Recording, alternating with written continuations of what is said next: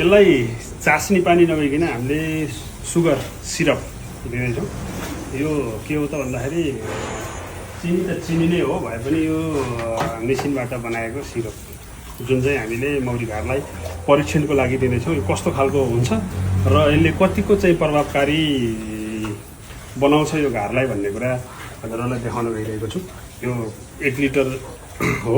यो 1 लिटर मध्येको यसलाई चाहिँ अलिकति तपाईँको 200 ml भन्दा बढी यसलाई चाहिँ दिन्छौँ। कस्तो काम गर्छ र 1 हप्तापछि हजुरहरूलाई फेरि काम गरेको नगरेको भन्ने कुरा हामी देखाउनेछौँ। यसमा मौरी थोरै नै छ, 3 फ्रेम मौरी छ जम्मा।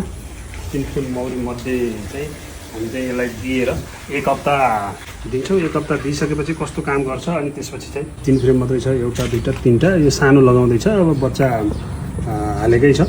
अब एउटा खाली छोड्ने फ्रेम छोडिसकेपछि यो एउटामा कस्तो खालको काम गरेको छ यसले भन्ने कुरा हजुरहरूलाई यसमा हजुरले देख्न सक्नुहुन्छ। यो होइन रानी पनि यहाँ राम्रै छ। यो रानी पोटिलै छ। रानीले राम्रै काम गरिरहेको छ, तर भए पनि ग्रोथ चाहिँ माथिपट्टि चाहिँ मोह चाहिँ छैन। त्यो हिसाबले हामीले यसलाई टक्क यहाँ यो हामीले चास्नी पानी बेलुका दिने हो। यो सिरप हजुरले दिँदा केही फरक पर्दैन। यो धेरै टाढा चाहिँ यसको गन्ध अथवा यो मौरीले थाहा पाउने चाहिँ हुँदैन। यो नजिकै मात्रै थाहा पाउने हुन्छ। यो हामीले दिउँसो पनि फिडिङ गर्न सक्छौँ।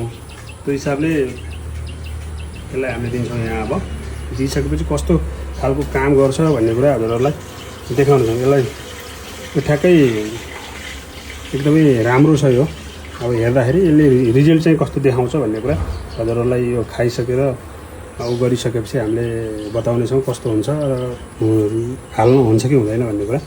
1-2 घारलाई ट्राई गर्छौँ हामी, अनि त्यसपछि बल्ल पुरैलाई हामीले बल्ल यति हालिदिइसकेपछि यो भोलिका दिनमा पर्सिको दिनमा हेरौँ। अब चास्नी पानी जस्तो चाहिँ हुँदैन। यो चाहिँ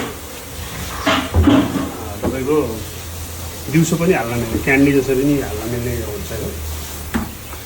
यसले खासै असर चाहिँ गर्दैन, तर बाहिरको मौरीले पनि थाहा पाउँदैन यो सिरप दिएको। Thank you.